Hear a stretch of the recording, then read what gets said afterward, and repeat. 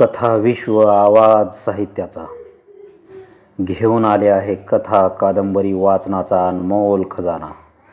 आमचं channel subscribe करा आणि इतरांनाही सबस्क्राईब करायला सांगा.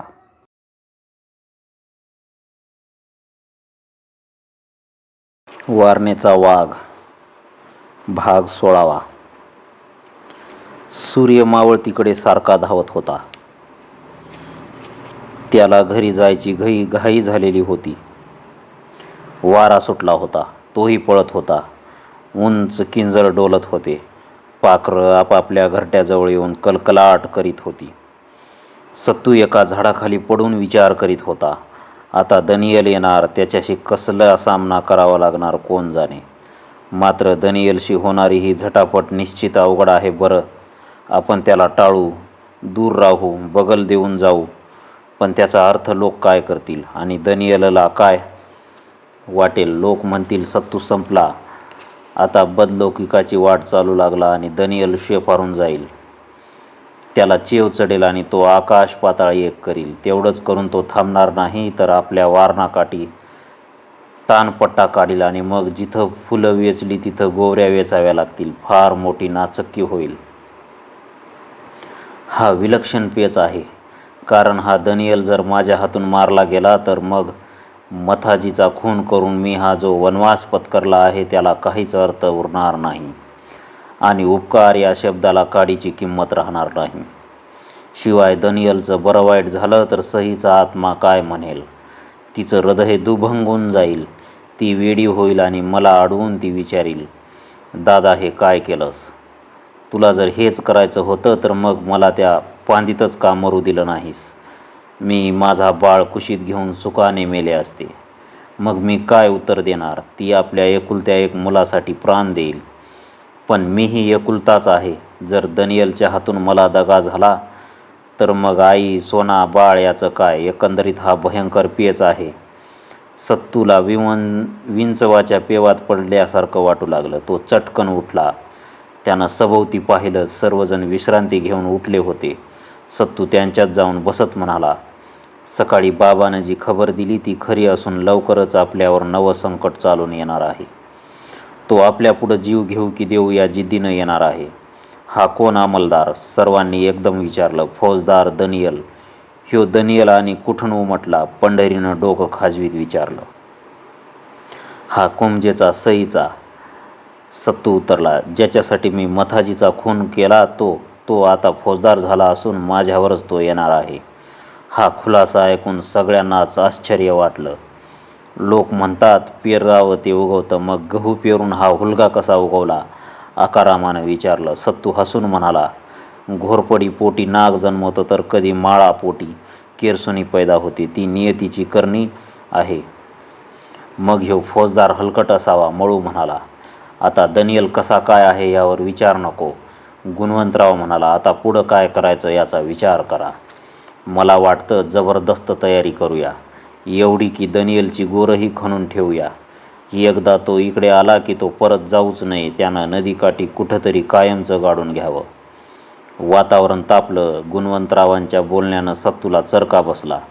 त्याच्या नजरेपुढं सईची गरीब मूर्ती उभी राहिली. तो म्हणाला, दनियलचं काय करायचं ते पुढं आपोआप ठरेल. परिस्थिती तो ठरविल. आता आपण तयारीला लागूया. कमरा बांधा, माणसं एकत्र करा आणि माऱ्याच्या सगळा वाटा रोखून धरा. पण लक्षात ठेवा, यावेळी तुटून भडकून लढायचं. मात्र याचा अर्थ आम्ही 4 मैल दूर राहून लढायचं असा नाही, तर दनियलच्या जवळ राहूनच अगदी सावलीसारखं वावरून त्याला चळो की पळो करून सोडायचं. एखाद्या वेळी मी त्याचाही भेट घेण्याचा प्रयत्न करीन, कारण हा प्रश्न गुंतागुंतीचा आहे. सही देखील दनियलचं मत काय आहे ते विचारील आणि तो हट्टाला पेटला तर आपण त्याला कैद करायचं. सर्वांनी सत्तूचं म्हणणं शांत ऐकून घेतलं, परंतु दनियलची भेट घेऊन त्याला समजावून सांगायचं हे काहींना पटलं नाही. दनियलचा हा कृतज्ञपणा पाहून पंढरीच्या अंगाची लाहीलाही झाली होती. मग आता वेळ दडवण्यात अर्थ नाही, कामाला लागूया, गुणवंतराव म्हणाला आणि सर्वजण उठले. मुक्काम हलवला गेला. सत्तू, आकाराम, आनंदा पाटील आणि गुणवंतराव हे चौघे घोड्यावर बसून दौडत निघाले. मध्येच सत्तूनं लगाम ओढून आपलं घोडं उभं केलं. तसे सर्वजण थांबले. सत्तू आकारामाकडे वळून म्हणाला, आकाराम, आम्ही इकडची सर्व व्यवस्था करतो. तू असाच मानेवाडीला जाऊन उत्तमराव माने यांची भेट घे. त्यांनी काडतुसाची व्यवस्था केलेली आहे. देतील ती काडतुसं घेऊन रात्री कुंजेच्या मळीला येऊन भेट. मी वाट पाहीन. सांभाळून जा. मार दौड. आकारामानं गर्रकन घोडा फिरवला आणि तो वाऱ्यासारखा निघून गेला. 8च दिवसात सत्तूनं आपली जय्यत तयारी केली आणि तो दनियलची वाट पाहत बसला. कोल्हापुरात दनियल एक एक काम उरकीत होता. प्रत्येक गोष्टीचा 100 वेळा विचार करून मगच निर्णय घेत होता. प्रत्येक बाब तो काळजीपूर्वक हाताळीत होता. कोल्हापूरहून सत्तूकडे जाणाऱ्या बातम्या बाबा महारामार्फत जातात असा त्याचा दृढ समज झालेला होता आणि तो समज सारखा बळावत होता. परवा दुपारची तोफ झाली आणि उद्या येतो म्हणून बाबा गेला होता. परंतु तोफ झाली तरी बाबा कोल्हापुरात नव्हता. मग तो कुठं गेला होता? हा एक पदर दनियलच्या हाती आला होता आणि तो पदर घट्ट पकडून बाबाला स्वर्गाला पाठवण्याची तयारी दनियल करीत होता. त्याने बाबाच्या हालचालीवर नजर ठेवली होती. वेल्सली साहेबांच्या बंगल्यावर नजर ठेवून एक पोलीस उभा होता आणि आपल्या बंगल्यावर पोलीस पाळत करीत आहे हे मेरीच्याही लक्षात आलेलं होतं. सत्तूचं मोठेपण मेरीबाईलाच विचार या दनियलच्या उद्गारानं तिचा संशय पक्का झाला होता. कालच दनियलनं बाबाला बोलवणं केलं होतं आणि फौजदारी तंत्र पणाला लावलं होतं. हसत हसत तो म्हणाला होता, बाबा नाना, बोला, समद बेस हाय नवं. बाबा नाना, त्या दिवशी तोफ झाली आणि तू उद्या येतो म्हणून गेलास. मी खूप वाट पाहिली दुसऱ्या दिवशी, पण काय करू, वेल्सली साहेबांचं काम तसं आहे. पण बाबा नाना, तू येईन असं कबूल केलं होतंस, त्याचं असं झालं. हतनं पळालो, साहेबाला काना दिला, मग म्या बी चापून खाल्लं आणि वाईचा आडवा झालो. तिथंच डोळा लागला आणि एक भयंकर सपान पडलं. कसलं? माझी 2 पोरं नदीला गेली आणि पाण्यात बुडून मेली. मग धडपडून उठलो आणि मग काय, पळतच कुंजला पोचलो. मग पोरं ठीक आहेत, झकास आहे ती. बाबा वेल्सलीच्या बंगल्यावर आला आणि त्याच घडीला दनियलनं एक पोलीस कुंजेला पाठवला. तो महारवाड्यात जाऊन बाबाच्या बायकोला विचारू लागला, बाबा कधी आला होता? परवाच येऊन गेलते, तिनं उत्तर दिलं. कशाला आला होता? पोरासनी बघाया. का, काय म्हणून? पोलिसांना विचारलं. त्यासनी सपान पडलं होतं की दोन्ही पोरं नदीत बुडाली, तेव्हा त्यो पोरासनी बघाय आलं होतं, बाईनं उत्तर दिलं. पोलीस कोल्हापूरला आला. त्यानं सांगितलेली हकीकत ऐकून दनियल गारच पडला. पण मनात म्हणाला होता, हा बाबा माझ्यापेक्षा वरचढ दिसतोय. हा मला चकवतो आहे. याच्या मागे एखादा सूत्रधार आहे. त्या सूत्रधाराचा पत्ता लागेपर्यंत बाबाचा अंत लागणार नाही. श्रावण महिना संपला. पाऊस पडला. कोवळ्या उन्हात चिखल वाळला आणि एका भल्या पहाटे एखादं कावदूर यावं तसा दनियल सत्तूवर धावला. सर्वत्र एकच आरोळी उठली. दनियल आला आणि सत्तूनं गर्जना केली, येऊ द्या. दुसऱ्या दिवसापासून झटापटीला सुरुवात झाली. वारणेच्या काठावर बंदुकी दणदणू लागल्या. गोळ्यांचा वर्षाव होऊ लागला. दनियलच्या हल्ल्याची तीव्रता वाढू लागली आणि सत्तूनं आपला गनिमी प्रतिकार आरंभला. दोन्हीकडील माणसं जीवावर उदाहार झाली.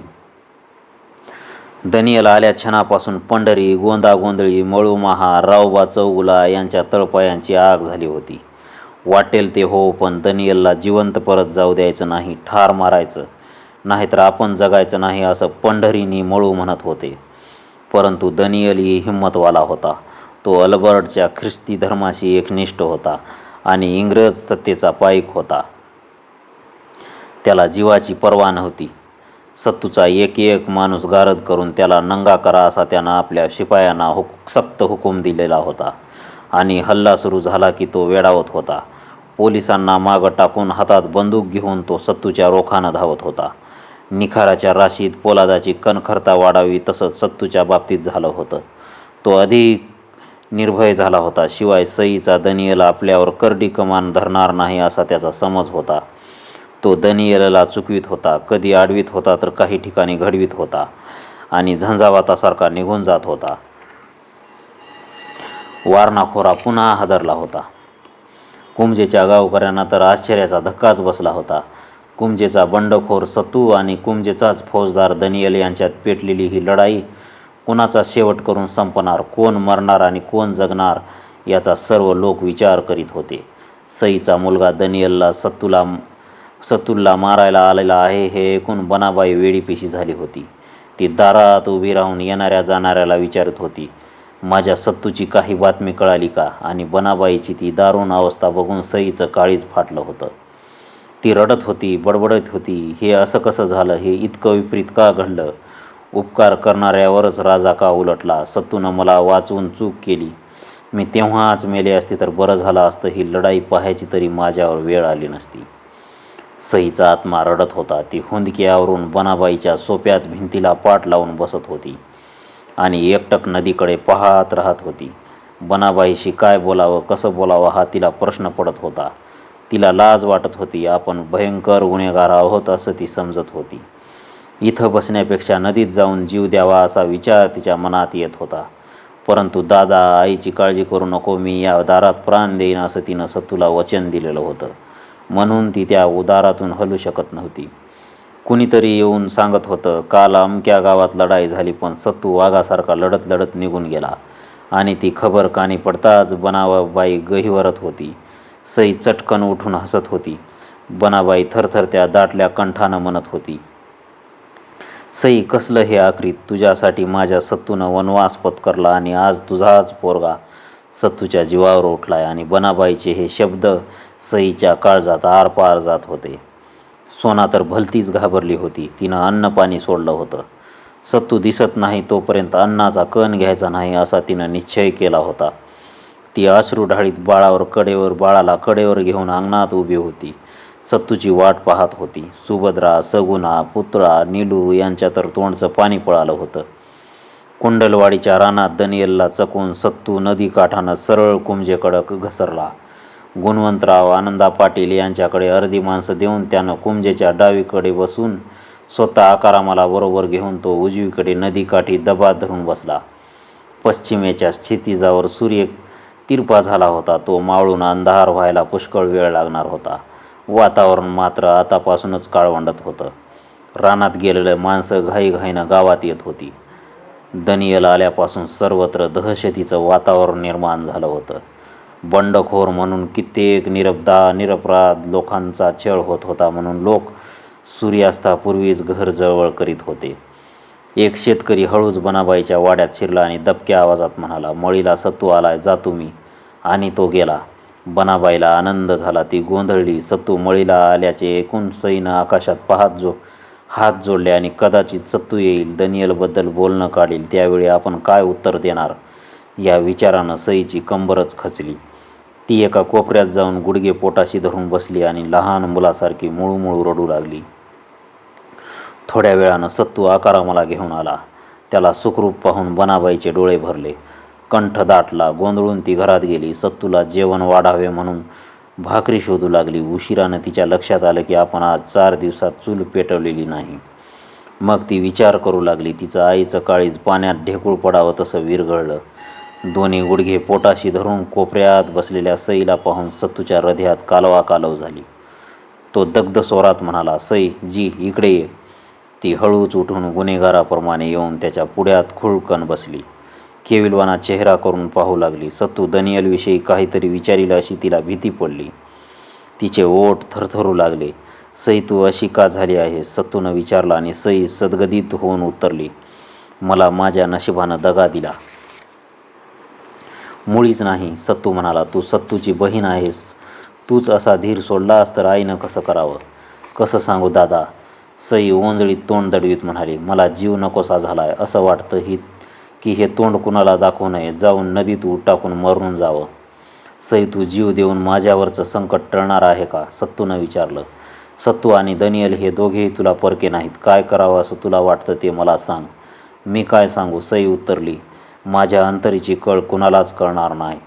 मला काही सुचत नाही. हे इप्रीत कुणाला सांगू नी कसं सांगू? जे काही सांगायचं ते मनाला सांगून गप्प बस. सत्तू म्हणाला, हार सांगावी मनाला आणि मान सांगावा जनाला अशी म्हण आहे. तुझा मुलगा फौजदार होईल आणि माझ्यावर हत्यार धरील हे आधी तुला माहीत होतं का? परदादा मोहर काय होणार? सईनं वेडा प्रश्न विचारला. पुढं काय होईल ते कुणीच सांगू शकणार नाही. सत्तू उतरला. मात्र जे काही होईल ते भयंकर होईल. खरं आहे, भयंकर होईल. सई अश्रू ढाळीत म्हणाली, आणि काही बी घडलं तरी त्यात माझाच वाटोळं होईल. एका बाजूला भाऊ आणि दुसऱ्या बाजूला मुलगा, अशा दोन तलवारीखाली माझी मान अडकली आहे. दोन्हीपैकी एक वार माझ्या मानावर बसणार. सई एक. सत्तू म्हणाला, मी माझ्या परत सांगतो, मी दनियलवर हत्यार चालवणार नाही. मी माझा हात आवरीन. पर दनियल हात आवरील का? सईनं विचारलं. सत्तू गंभीर होऊन म्हणाला, ते मी कसं सांगू, ते तू त्याला सांग. सईला बरं वाटलं. तिनं मानेनं होकार देत डोळे पुसले. सत्तू उठला. बनाबाईचा निरोप घेऊन आईला सांभाळा असं सईला सांगून तो जायला निघाला. तो 2 पावलं गेला असेल तेवढ्यात बनाबाई म्हणाली, सत्तू, काल सोना आली होती. ती घोर करतीया. बाळ बरा आहे. एकदा तिला भेटून येईन मी. सत्तू म्हणाला, कुणाकडून तरी बाबाला निरोप द्या की या दिवाळीला मेरीबाईला घेऊन कुमजेला ये. कोणत्याही परिस्थितीत मी कुमजेला येणार आहे. मेलो तरी थांबणार नाही आणि मेरी आली की तिची व्यवस्था नीट करा. बनाबाई व सई या दोघींनी माना डोलून होकार दिला आणि सत्तू शांतपणे पावलं टाकीत पुढे निघून गेला. शांतपणे पावलं टाकीत नदीकडे गेला.